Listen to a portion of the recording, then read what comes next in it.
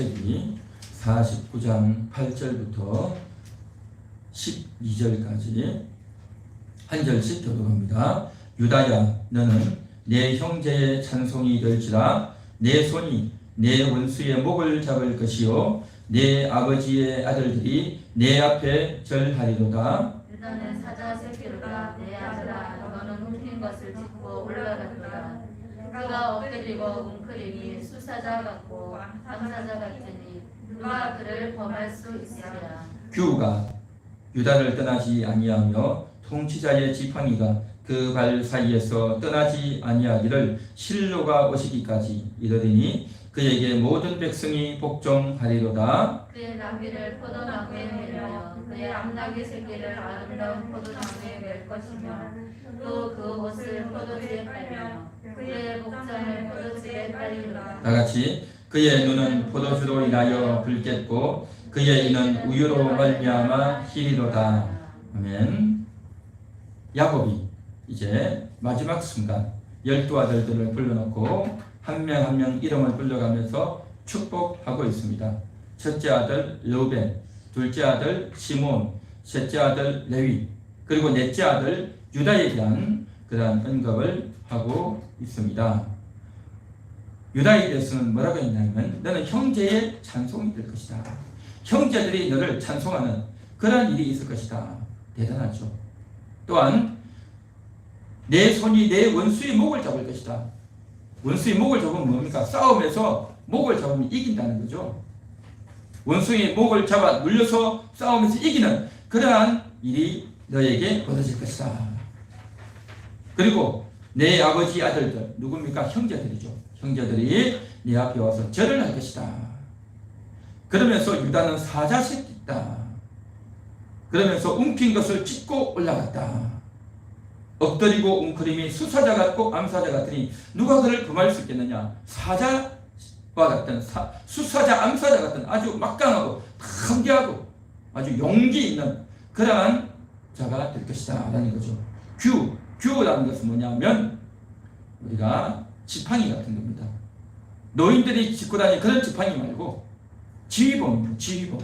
그래서 지휘자가 손에 지팡이를 짚고 지팡이를 들고 이렇게 지휘하죠. 그래서 소프라노, 알토, 테너, 베이스 해서 지휘하고 또 악기에게 또 피아노 반주자에게 이렇게 지시하면 그걸 보고 다 따라하죠. 그렇죠? 그러니까 다 목소리로 말할 수 없는 것을 손으로 이렇게 그 다음에 그 사람을 없애버려. 그 사람을 살려줘. 해서 손가락으로 지휘봉을 가지고 명령만 하면 손만 까딱까딱 하면 알아서 신하들이 다 처치하는 겁니다. 그게 규입니다. 그게 규.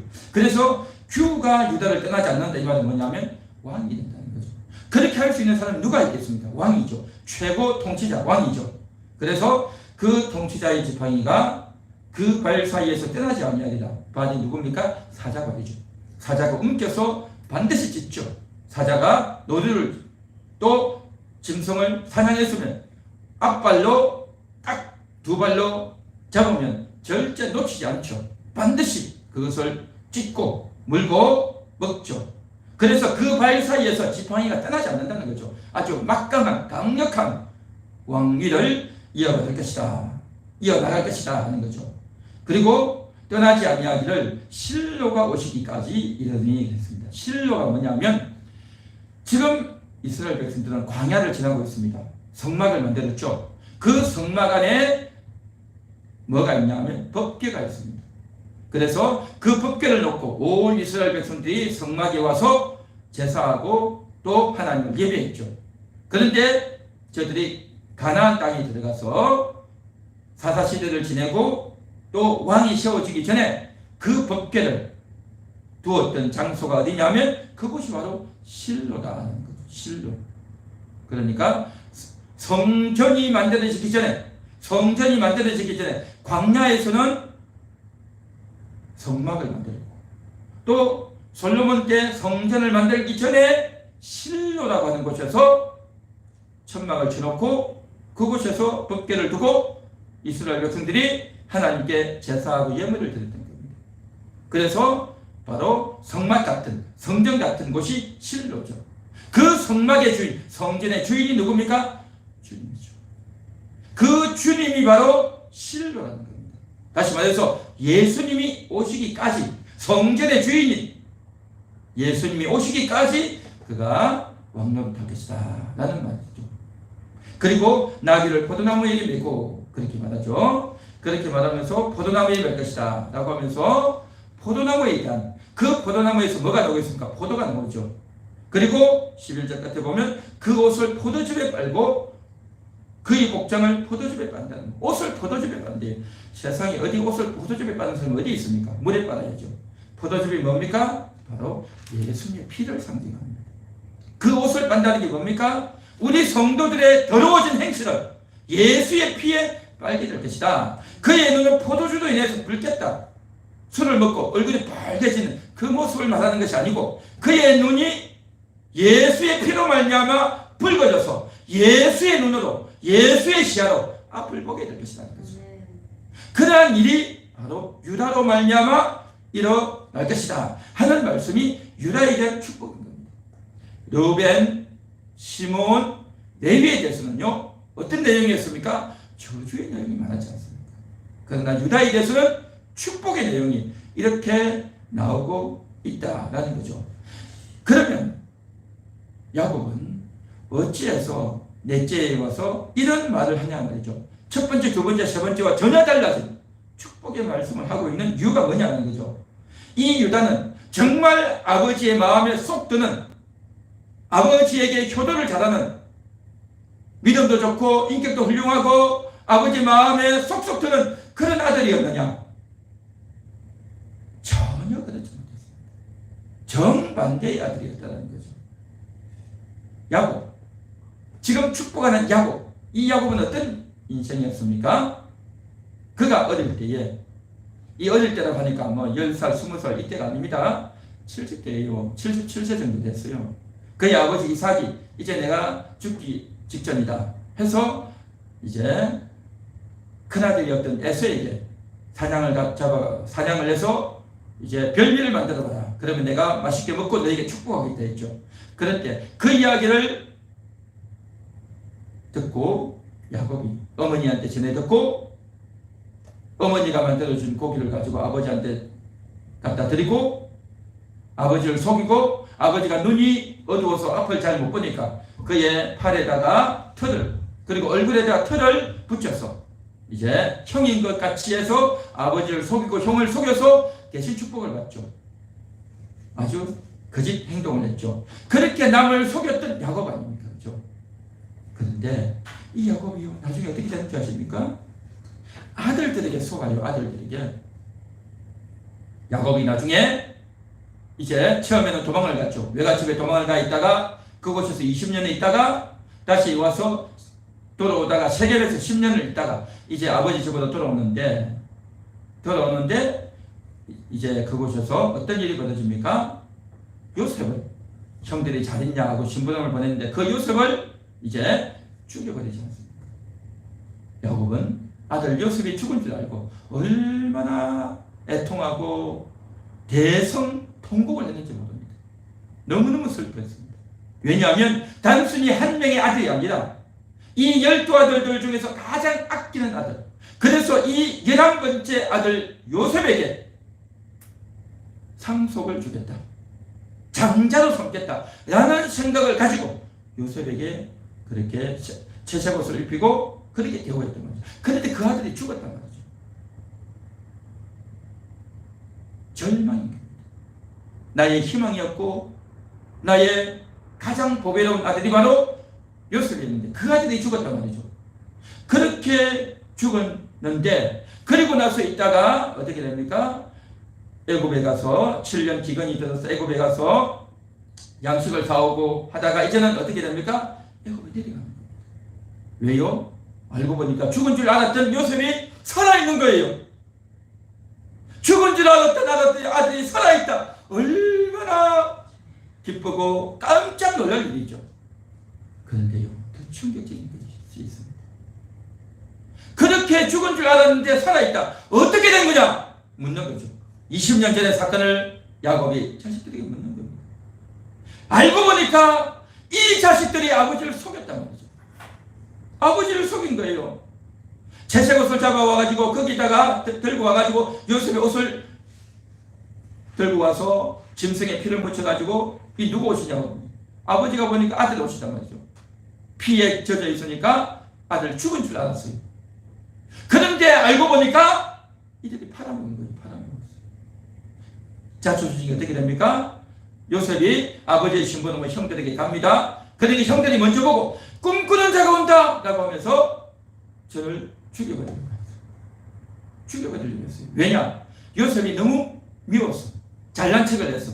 자기가 꿈 이야기를 하고 자기가 잘난 척을 하고 아버지가 이 요셉만 끼고 도니까 너무 미웠던 겁니다. 너무 싫었죠. 죽여버리려고 했어요. 그런데 첫째 아들 르우벤이 죽이지 말라. 죽이지 말라라고 했죠. 그리고 나서 르우벤이 다른 데를 갑니다. 양들을 치려고 딴 데를 가고 없는 그 사이에 마침 장사꾼들이 지나가는 겁니다. 그때에 유다가 이야기합니다. 저를 죽일 게 뭐냐? 지나가는 장사꾼들에게 팔자. 그렇게 한 거죠. 정말 유다는 이 동생 요셉을 살리려고 그렇게 했을까요? 정말 그렇게 했다면 팔면 안 되죠. 팔면 안 되죠. 그를 지켜주고 죽이지 못하게 하고 형이 죽이지 말라고 했지 않았느냐? 르우벤 형이 죽이지 말라고 했으니까 건드리면 안 된다 라고 말을 했어야죠. 그런데 팔아버린 겁니다. 그거 뭡니까? 유다도 이 요셉에 대한 좋지 못한 감정이 있었던 거죠. 그렇게 해서 팔아버렸던 겁니다. 그리고 나서 동생들에게 형제들에게 입단속을 해서 아버지에게 절대 말하지 말라. 입단속을 한 거죠. 아무도 말 못하는 겁니다. 그 12명의 아들들이 11명의 아들들이 아버지에게 와서 아무도 말 안 해요. 그냥 죽었다라고 그렇게 말해버린 거죠. 아버지는 진짜 죽을 줄 알았죠. 그래서 20년 후에 요셉이 살아있고 그리고 이 아들들이 나를 속였구나. 깜짝 놀랍니다. 한편으로는 요셉 살아있는 것이 너무 기쁘고 즐거웠지만 한편으로는 너무 이 자식들이 서운하고 괘씸하고 그리고 가장 그 일을 주도했던 아들이 누굽니까? 유다잖아. 유다. 팔아버리자 했던 아들이 유다잖아. 유다. 아주 괘씸한 아들이에요. 아주 독한 아들이 바로 유다였습니다. 그렇게 아들이 했는데 그리고 나서 야곱이 애굽에 내려가서 애굽의 바로를 만나서 이렇게 말합니다. 나는 험악한 세월을 보내었다. 그렇게 말합니다. 험악한 세월이 뭡니까? 내 인생이 사악했다는 겁니다. 내 인생이 사악했다. 악했다는 겁니다. 그게 무슨 말입니까? 어려운 일을 많이 당해서 못 볼 꼴을 많이 봐서 힘들다? 그게 아니고 자기 자식들에게 인간관계에 있어서 속았다는 거죠. 속았던 겁니다. 일이 힘들고 날씨가 힘들고 또 정말 건강이 안 좋아서 힘든 게 아니라 자식들에게 이렇게 속았죠. 그리고 보니까 따지고 보면 자식들만 자식을 속인 게 아니라 야곱 자식도 자기 아버지 속였잖아요. 자기 아버지를 속이고 너가 누구냐? 그러니까 제가 에서입니다. 그래서 야곱이 에서라고 한 거죠. 너가 어떻게 이렇게 빨리 사냥을 했냐? 하나님의 순적히 만나게 하셨습니다. 하나님의 이름을 대면서 거짓말을 했잖아요. 얼마나 사악하고 거짓말을 했습니까? 자기가 거짓말할 때는 어쩔 수 없어서 그 말을 했다 치지만요, 속은 사람은 얼마나 괴로운지 아십니까? 그랬던 야곱이 자식들에게 속고 또 유다에 의해서 속았던 이 일을 당하는 겁니다. 그러니까 남탓할 게 없어요. 그래서 험악한 세월을 보냈던 겁니다. 가장 험악한 세월. 다른 게 아니라 일이 힘들고 환경이 힘들고 날씨가 힘들고 길이 힘든 게 아니라 사람이 힘든 겁니다. 이게 가장 힘든 겁니다. 그래서 그렇게 속았던 자기도 속이고 자기도 속았던 속고 속이는 인생이었단 말이죠.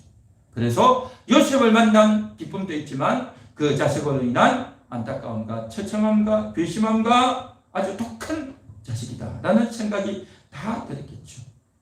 그랬던 아들 유다를 향해서 지금 야곱이 이야기합니다. 유다는 사자새끼다. 그랬어요. 9절 보십시오. 사자새끼다. 내 아들아 너는 움킨 것을 찢고 올라갔도다. 여기 보면 아까 우리 읽었죠. 8절부터 12절까지 유다에 대한 내용입니다. 그런데 여기 자세히 보면 모두가 다 미래형이에요. 앞으로 이렇게 될 거다. 보십시오. 너는 형제의 찬송이 될지라 앞으로 될 것이고 내 손이 내 원수의 목을 잡을 것이요 앞으로 그렇게 될 것이고 내 아버지의 아들들이 내 앞에 절하리로다. 그렇게 될 것이다. 9절 유다는 사자새끼로다. 내 아들아 너는 움킨 것을 찢고 올라갔도다. 이것만 과거예요. 이미 그렇게 했다는 거죠.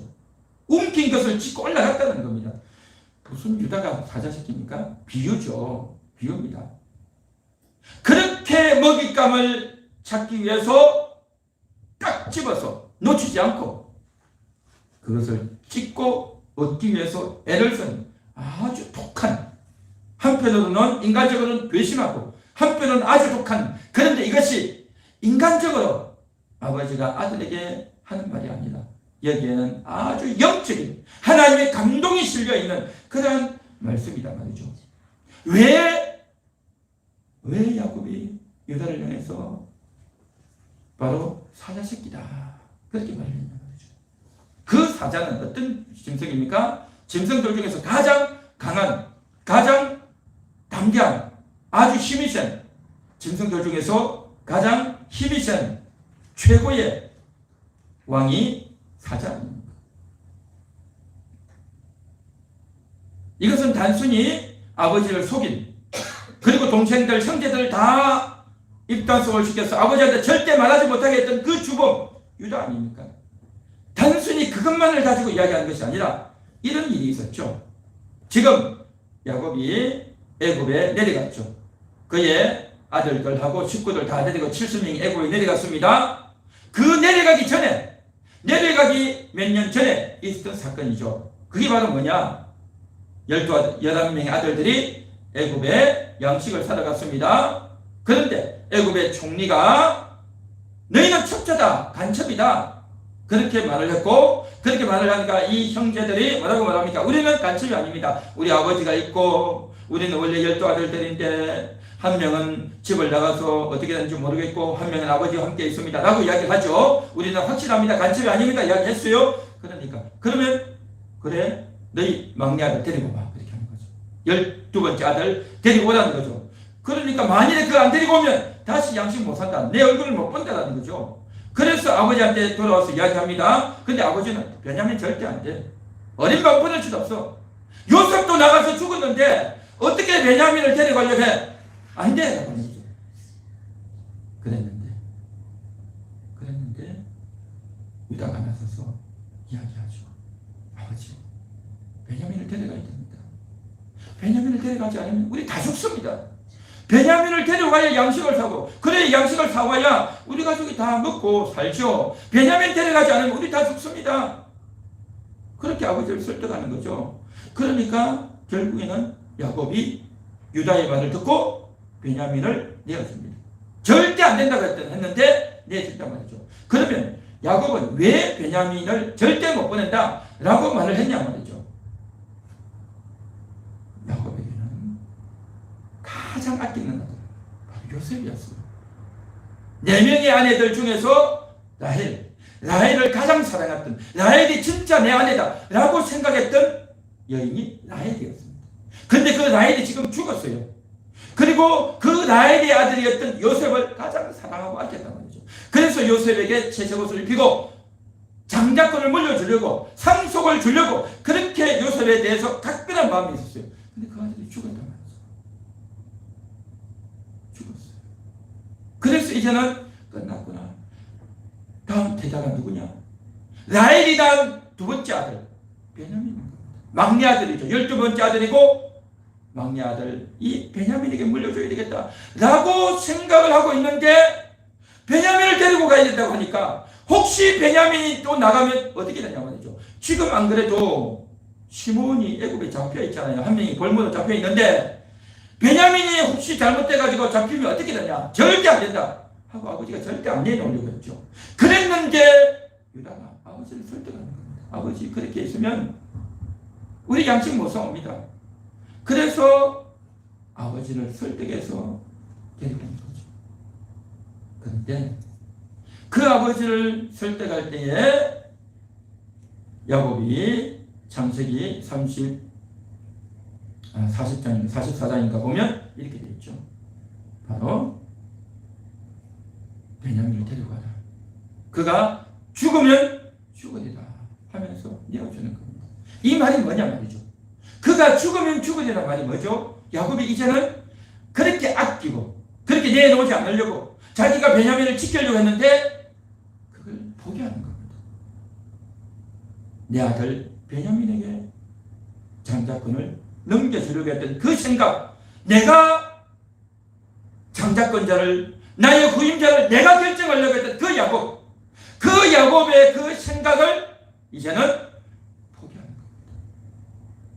이게 바로 뭐냐? 요셉을 세우고 했는데 그것이 실패로 돌아가고, 베냐민을 세우려고 했는데 이제는 더 이상 어떻게 할 수 없다. 베냐민마저도 포기하는 겁니다. 내가 결정했던, 내가 옳다라고 여겼던 그 생각을 포기하는 겁니다. 나는 틀렸습니다. 하나님이 옳습니다. 이것이 바로 야곱의 결심이었고 야곱의 마음이었다. 우리 한번 따라해 볼까요? 나는 틀렸습니다. 나는 틀렸습니다. 하나님이 옳습니다. 하나님이 옳습니다. 한 번 더 해보겠습니다. 나는 틀렸습니다. 나는 틀렸습니다. 야곱이 하나님이 옳습니다. 하나님이 옳습니다. 내가 결정하려고 했던 나의 상속권자, 내가 결정하려고, 아버지 내가 결정하려고 했는데 그렇게 결정하려고 했던 것 틀렸습니다. 내가 주도하고 내가 결정하지 않겠습니다. 하나님이 결정하여 주옵소서. 하나님의 뜻이면 그가 될 것입니다 하고 베냐민을 내려놓는 겁니다. 이것이 바로 하나님이 가장 기뻐하는 그런 태도입니다. 베냐민을 포기했던 겁니다.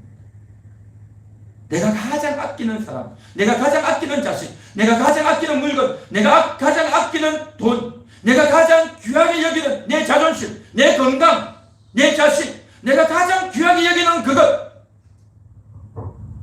포기해야 됩니다. 야곱이 그 아들 포기한 겁니다. 그 아들 포기했어요. 그 아들 딱 포기하고 나니까 어떤 일이 벌어졌느냐? 하나님의 은혜가 임하는 겁니다. 그래서 놀라운 분별이 임하는 겁니다. 그래서 이제 마지막 순간 12아들들에게 축복할 때에 요셉이 데리고 온 그 두 아들, 야곱의 두 손자 에브라임과 므낫세를 내 것이다, 내 아들이다, 내 아들을 삼겠다 해서 이 손자를 아들들의 반열에 세워주는 겁니다. 그래서 아들들의 반열에 세워줘서 이들에게 장자권을 물려주는, 이들에게 재산을 상속하는 그 일을 지금 하고 있는 겁니다. 이것이 하나님의 뜻이었다는 거죠. 하나님의 뜻이 보는 겁니다.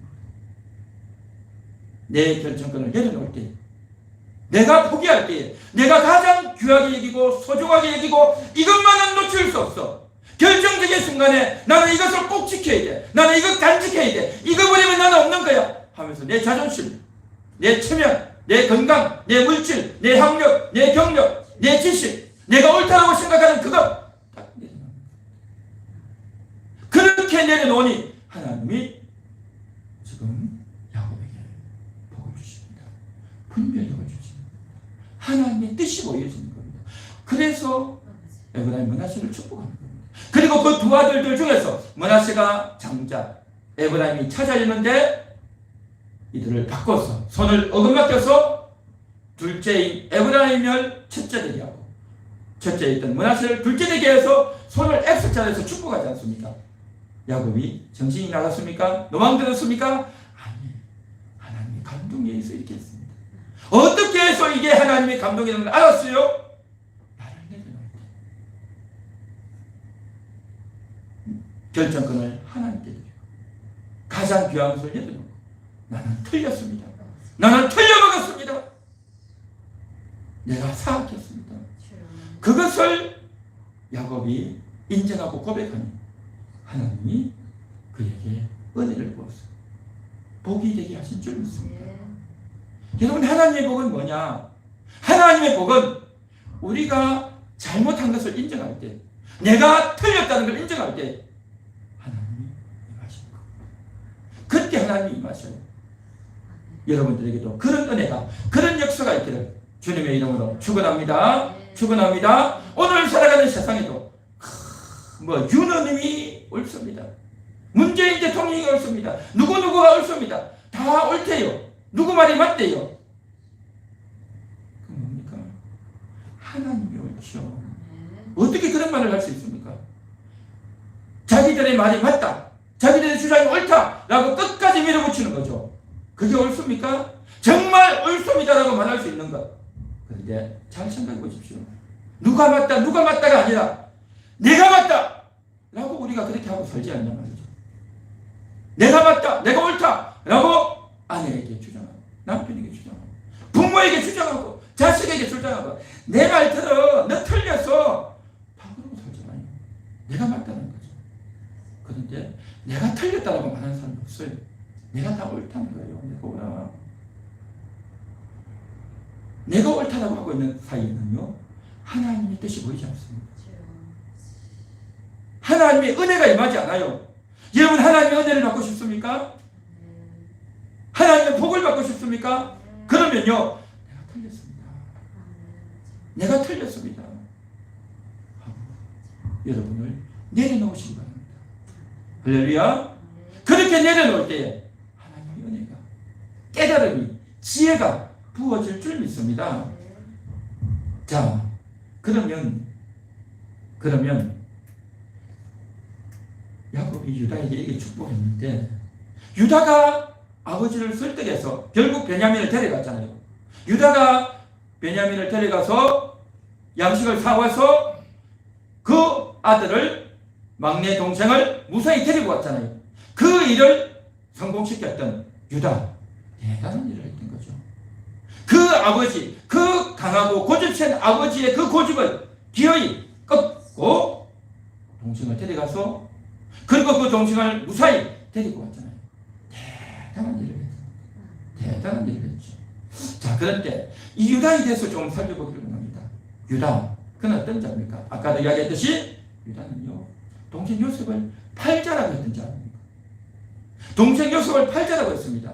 그리고 나서 입당속을 시켜서 절대 아버지한테 이야기 못하게 했던 사람이 유다 아닙니까?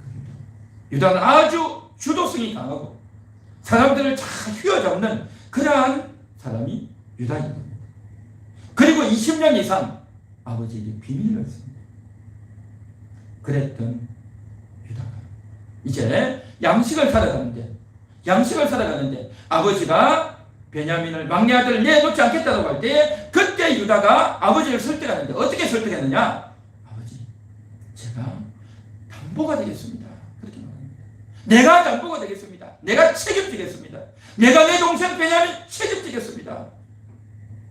그렇게 해서 아버지의 허락을 받는 겁니다.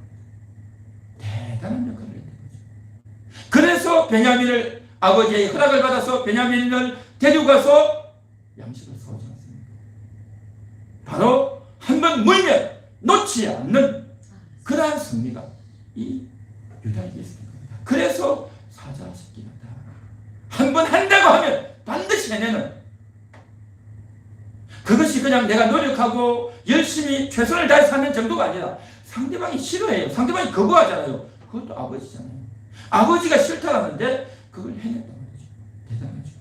뿐만 아닙니다. 그렇게 해서 동생을 데리고 애굽에 갔습니다. 애굽의 총리를 만났어요. 그 총리가 요셉인지 아직 몰랐어요. 나중에 알지만 이제 뭐라 합니까?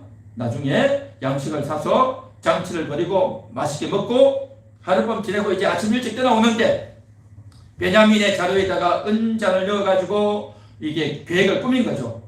계획을 꾸며가지고 저를 베냐민을 붙잡으려고 했던 거죠. 그래서 베냐민을 붙잡아 놓고 너희 가라 한 거죠. 그러니까 유다가 또 나서가지고 우리 동생 데려가야 됩니다. 안 돼! 너희는 이곳에 있을 필요 없어.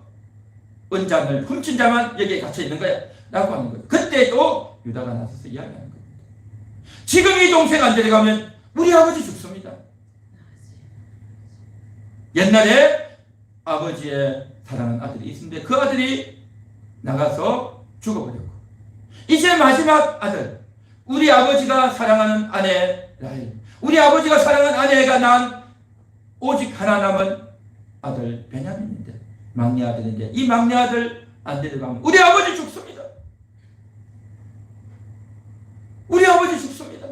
그러면서 유다가 애굽의 총리 앞에 간곡하게 호소하죠. 내가 잡히겠습니다. 내가 동생 대신에 내가 이곳에 잡혀있겠습니다. 내가 인질로 잡혀있겠습니다. 그러면서 이야기를 하니까 요셉이요, 여태까지는 자기가 총리로서 요셉의 신분을 감추고 이야기하다가 이제서 그 유다의 이야기를 듣고 요셉이요, 참지 못하고 엉엉 울면서 대성통곡하면서 내가 요셉이다, 내가 요셉이다, 자기 신분과 자기 정체를 다 밝혀버리지 않습니까? 요셉을 설득했던, 아버지의 허락을 받았던 유다, 그 강력하고 그 무서운 애굽의 총리를 설득했던 유다, 한 번 한다면 하는 아버지의 그 고집센 것을 다 끊고 그 애굽 총리의 주장을 다 끊고 완전 사자 같은 한다면 하는 그 성미가 유다에게 있었단 말이죠. 그래서 오늘 9절 말씀만 보십시오. 유다야, 너는 사자새끼로다. 내 아들아, 너는 움킨 것을 찢고 올라갔도다. 아버지의 설득을 받고 아버지를 설득하고 애굽 총리까지 설득했던 대단한 인물이라는 거죠.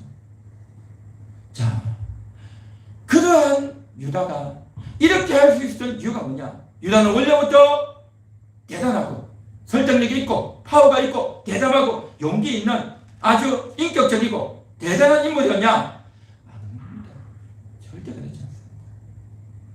요셉을 팔았잖아. 동생을 팔았잖아요. 그러고 나서 돌아오니 아버지가 저렇게 통하고 대성통곡하고 내 아들아, 내 아들아 하면서 맨날 울고 맨날 밥도 안 먹고 울고 그래 있으니까 너무 마음이 쓰린 겁니다. 양심에 갇히게 되는 겁니다. 아버지의 절규를 보고 양심에 찔려서 유다는요, 집에 있을 수가 없는 겁니다. 그래서 유다가 집을 나가요. 가족들 있는 곳에 집을 나가가지고 다른 지역 가가지고 아무 여자나 만나가지고 이방 여자 한 명 데리고 그냥 같이 사는 겁니다. 결혼해서 사는 겁니다. 그렇게 해서 아들을 낳았어요. 첫째 아들 낳고 둘째 아들 낳고 그리고 조금 있다가 셋째 아들 낳았어요. 그런데 이제 그 아들이 한 10대 후반이나 돼가지고 결혼을 했어요. 그렇게 해서 며느리가 들어왔습니다. 그 며느리가 이제 큰 남편하고 사는데 그만 하나님이 치심으로 죄를 지었게 했죠. 하나님이 싫어하는, 미워하는 일을 했겠죠. 그래서 큰아들이 죽어버렸어요. 그리고 나서 이제 둘째 아들과 함께 합방을 하는데 이 둘째 아들 이름이 오난인데 둘째 아들이 생각하니까 아이고, 내가 이렇게 해서 씨를 줘가지고 아기를 낳으면 내 아들 되는 것도 아니고 형의 이름으로 형의 아들 되는데 내가 왜 그 짓을 하냐 해가지고 안 하는 거죠. 그러니까 그것이 또 하나님 보시기에 악해서 둘째 아들한테 죽어버려요. 야, 아버지 유다가 보니까 이거 보니까 큰아들 죽었지, 둘째 아들 죽었지, 이 며느리가 아주 보통 며느리가 아니네, 아주 독한 며느리네 해서 보내버리는 겁니다. 친정으로 보내버려요. 그리고 나서 뭐라고 말하냐면 너 친척집에 가 있거라. 아직 셋째는 아직 어리니까 결혼 안 시키겠다. 근데 옛날에는 무슨 법칙이 있냐면 장자가 우선인 겁니다. 그래서 장자가 자식을 못 낳고 죽잖아요. 그러면 둘째, 셋째가 이제 자식을 낳을 때까지 첫째 며느리, 형수와 함께 혼인해서 자식을 낳아주는 그런 문화가 있었어요.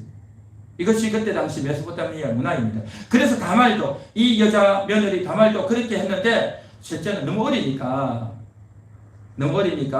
이제 아버지가, 시아버지가 친정에 가 있으려 했고 친정에 가 있는 겁니다. 그러고 나서 얼마 있다가 이제 셋째가 이제 좀 크고 이제 동침을 할 만한 나이가 됐는데 안 부르는 거예요. 그러니까 이제 속이 탄 거죠, 며느리가. 그러고 있는데 무슨 일이 벌어졌냐면 유다의 아내가 죽었어요. 그래서 유다의 아내를 장례 지르고 이제는 두 아들 죽었죠. 아내까지 죽었죠. 굉장히 쓸쓸하고 외롭고 처참하고 비참한 그러한 유다가 이제 장례를 치르고 나서 그 다음에 어디를 가느냐? 양떼를 치고 나서 추수하죠. 추수가 아니라 양떼를 치르고 나면 양털을 깎는 그러한 게 있어요. 농사를 하고 나면 가을에 추수하듯이 양을 기르고 나면 양의 털을 깎아요. 털을 깎을 때 잔치를 하고 음식을 먹고 축제를 보내는데 그 하는 장소가 마침 어떤 장소냐? 바로 사돈집. 며느리의 집이 있는 며느리의 친정집이 있는 그 근방이었어요. 그 소식을 며느리가 들었어요. 다말이 들었어요. 그 다말이 듣고 이제 장려 복장을 해가지고 길거리에 앉아있는 겁니다. 그때 축제를 하고 근하게 술을 먹고 길을 걸어가는데 아내도 죽고 아무도 없으니까 여자 생각이 났던 것 같아요. 마침 장녀가 앉아있으니까 들어가는 거죠. 그렇게 들어가가지고 하룻밤을 지내는 거죠. 그런데 다말이 뭐라고 말합니까? 당신이 나한테 오는데 뭘 주겠느냐? 그러니까 뭘 줘야 되는데 돈이 없단 말이죠. 아무것도 없었어요. 그래서 그럼 뭘 주면 좋겠냐 하니까 당신의 도장, 당신의 지팡이, 당신의 끈을 주시오라고 하는 겁니다. 그래서 좋다 해서 주고 나중에 이제 하룻밤 지나고 나서 사람을 보내서 그걸 받아오려고 하는데 돈을 주고 받아오려고 하는데 여자가 없어진 거죠. 우리 동네는 장녀가 없다라는 거죠. 이 상황이 된 거죠. 그리고 나서 한 몇 달 있다 보니까 소문이 들려와요. 친정집에 가 있다던 며느리가 임신을 했다는 거죠. 그러니까 이 유다가 잘 됐다. 안 그래도 저 여자한테 우리 아들 죽이 싫었는데 당장 불러와라. 불러왔어요. 죽이라고 한 거죠. 죽여버리려고 한 거죠. 그렇게 죽이려고 하는데 며느리가 뭐라고 합니까? 이 도장, 이 지팡이, 이 끈이 누구 겁니까? 딱 보여주는 거죠. 그러니까 유다가 이걸 보고 깜짝 놀라는 겁니다. 자기 거잖아요. 자기 거잖아요. 자기가 준 거죠. 그때에 유다가 하는 말이 뭐냐면 그는 나보다 옳도다. 그렇게 말을 해요. 그는 나보다 옳다. 며느리 다말이 나보다 옳다라는 겁니다. 한마디로 말해서 자기는 틀렸다는 거죠. 이게 무슨 말이죠? 그것은 바로 셋째 아들을 며느리와 혼인하게 해서 상속자를 낳게 해야 되는 겁니다. 그러면 이 며느리 다말은 왜 이렇게까지 했냐 말이죠. 첫째 아들, 둘째 아들 해서 실패했으면 이제 나이도 젊고 이제 자기 동네에 가서 그곳에서 새로운 남자 만나가지고 어린 시동생하고 뭐 살아봤자 뭐 하겠어요. 자기 또래, 자기 고향에 가서 살면 더 좋죠. 그렇게 새 출발하면 되는데 왜 굳이 이 집에 들어가냐 말이죠. 그것은 다름이 아니라 이 시아버지 유다의 집은 여호와의 언약을 가진 여호와의 언약을 받은 집안이라는 걸 알았던 겁니다. 그래서 내가 이 집안에 들어가서 기어이 아들을 낳아야 된다. 이 집안에 아들을 낳아야 내가 이 집의 며느리가 되고 그 아들을 낳아서 여호와의 언약을 이어받는 그러한 집안이 그러한 가문에 내가 여자가 되어야 되겠다. 그런 생각을 했던 겁니다. 그래서 자기 신랑 죽었고 시동생 죽었고 마지막 줄 줄 알고 기다렸는데 주지 않고 이렇게 있으니까 어떻게 합니까? 시아버지를 유혹해서 시아버지와 관계해서 자식을 낳아.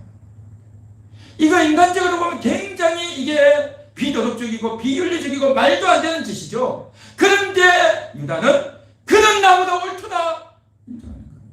뭡니까? 여호와의 언약을 이어가야 된단 말이죠. 여호와의 언약을 이어가야 되는데 유다는 동생을 팔아먹었죠. 아버지가 저렇게 대성통곡하고 있죠. 양심의 가책이 되어서 마음이 타락되어서 그냥 집도 나가버리고 대충 아무 여자나 살다가 자식을 낳았고 이런 일이 벌어지고 며느리와 관계하고 너무 창피하고 수치스러운 이 일이 벌어진 겁니다. 그럼에도 불구하고 이 여자가 며느리가 자식을 낳으려고 들어오는 것을 딱 보고 장자를 낳아야 된다. 여호와의 언약을 이어갈 존재가 필요하다. 라는 생각을 하면서 정신이 번쩍 드는 겁니다. 정신이 번쩍 드는 겁니다. 유다는 자기 두 아들 죽었잖아요. 그리고 며느리와 이 관계 때문에 너무 수치하고 창피한 거죠. 수치스럽고 창피한 거죠. 그래서 양심의 가책으로 인생이 절망스럽고 두 아들 죽었고 또 절망스럽고 또 며느리에게 또 속았잖아요. 며느리에게 속아서 자식을 낳았다는 거죠. 속고 창피스럽고 정말 괴로움. 이제 내가 살아있어도 산 것 같지 않은 마음이 이미 또 죽어버린 인생을 다 포기한 그랬는데 이제 며느리로 말미암아 장자를 가져야 되겠다. 상속을 해야 되겠다. 여호와의 언약을 이어가야 되겠다. 그 생각을 지금 유다가 딱 하면서 정신이 번쩍 드는 겁니다. 그래서 이제 자식을 낳고 유다의 자식인지 유다의 손자인지 모를 그 자식을 낳죠. 쌍둥이를 낳죠. 그렇게 해서 집에 들어가서 아버지를 설득해서 베냐민을 데리고 가서 장식을 사오지 않습니다.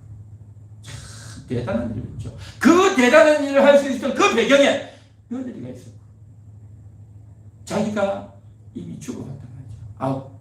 두 아들 죽었잖아요. 유다의 두 아들이 죽었기 때문에 아들이 먼저 죽고 없는 아버지의 마음이 이해가 되는 거예요. 자기 두 아들 죽었잖아요. 아버지의 마음이 이해가 되는 겁니다. 아버지가 저렇게 베냐민을 안 놓치려고 하는 그 아버지의 마음이 이해가 되는 겁니다. 전에는 아버지가 미운 거예요. 유다는 누굽니까? 레아의 자식이잖아요. 레아의 자식. 내 어머니 레아는 아버지에게 사랑받지 못한 어머니. 그런데 아버지가 사랑했던 여자 라헬의 아들 요셉. 그러니까 요셉을 볼 때 유다도 기분이 좋지 않는 겁니다. 별로 기분이 좋지 않죠. 그랬던 그 요셉에 대해서 팔아버리고 이제 끝내버리고 말았는데 결국 그 판 이유가 뭡니까? 그렇게 팔아버려야 차례가 나에게 온다는 거죠. 유다는요 계산이 있었던 겁니다.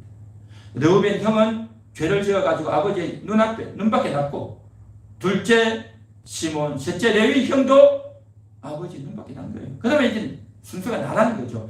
유다는 알고 있었던 겁니다. 여호와의 언약이 나에게 온다는 걸 알고 있었던 겁니다.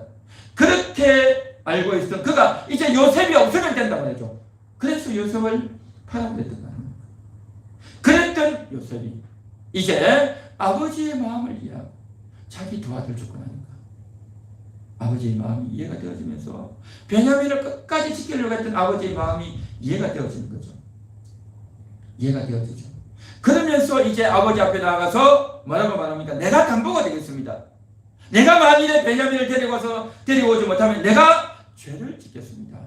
그렇게 말합니다. 이게 무슨 말입니까? 아버지의 진심을, 아버지의 일생을, 아버지가 저렇게 고집적으로, 아버지가 저렇게 한 여자만 사랑하고 우리를 미워하고 우리를 외면했던 그 이유가 뭔지를 유다는 정확하게 알았던 겁니다. 그 이유를 알았단 말이죠. 그러한 아버지의 마음을 이해하지 못하고 아버지에 대해서 거부하고 욕하고 대들고 싸우면요 절대 해결되지 않습니다. 절대 해결되지 않는다.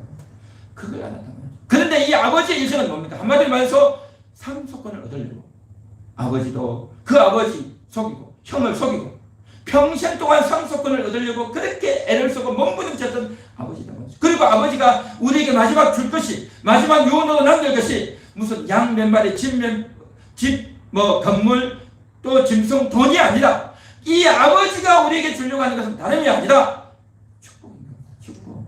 그걸 알았던 겁니다. 유다는 그걸 알고 아버지가 우리에게 주려고 하는 것, 또 내가 이제 아버지가 요셉이 없기 때문에 베냐민에게 주려고 하는데 베냐민이 죽고 나면 어떻게 되겠습니까? 할 자가 없죠. 그런데 유다는 자기가 받고 싶은 거예요. 자기가 받고 싶은 거예요. 자기가 받고 싶었는데 그거 포기하는 거예요. 그거 포기하고 아버지가 베냐민에게 해도 좋습니다. 그거 포기하는 거예요. 그거 포기하고 아버지 마음대로 하십시오 하고 내가 틀렸습니다. 내가 틀려먹었습니다. 요셉을 팔아먹었던 비정하고 사악한 형, 아버지의 마음을 몰랐던 나였고, 그래서 이제는 그것을 포기하고 책임지고 내가 갔다 오겠습니다. 나는 죽어도 좋습니다. 나는 뭐 그렇게 자기를 포기하고 하니까 아버지가 아들의 말을 듣는 거죠. 유다의 말을 듣고 베냐민 데려가라. 그가 죽으면 죽어야 된다. 딱 이렇게 되는 겁니다. 이것은 유다가 말을 잘해서, 유다가 고집이 세서, 목소리가 커서 그렇게 한 것이 아니라 자기가 죽으니까, 내가 잘못됐다는 걸 아니까, 내가 틀렸습니다, 하나님의 뜻대로 하십시오 하고 다 맡깁니다. 그러니 아버지의 마음이 열려버리고, 그때 하나님이 역사에서 아버지의 마음을 열어주셨다. 할렐루야. 또한 애굽에 가서도 종려에게도 한 말이 뭡니까? 아버지에게는 내가 담보가 되겠습니다, 내가 책임지고 데려오겠습니다 하면서 자기의 장자권을 포기했고, 또한 애굽에 가서는 애굽의 종려에게 내가 인질로 있겠습니다, 우리 동생을 보내주십시오. 만일에 우리 동생이 안 가면 아버지가 죽습니다. 아버지 못 삽니다. 아버지의 마음을 알아주고, 그리고 만일에 자기가 여기 인질로 있으면, 유다가 인질로 있으면 어떻게 됩니까? 자기 장자권을 못 얻는 거죠. 그러니 그 장자권 다 포기한 겁니다. 아버지가 했던 말대로 종려에게, 애굽 종려에게도 내가 이곳에서 인질로 갇혀서 평생 풀려나지 못하고 평생 이곳에서 죽어도 좋습니다, 괜찮습니다, 아버지의 마음을 내가 외면하지 않겠습니다. 아버지가 저렇게 원하던 아들 베냐민, 그 베냐민에게 장자권을 줘도 내가 괜찮습니다.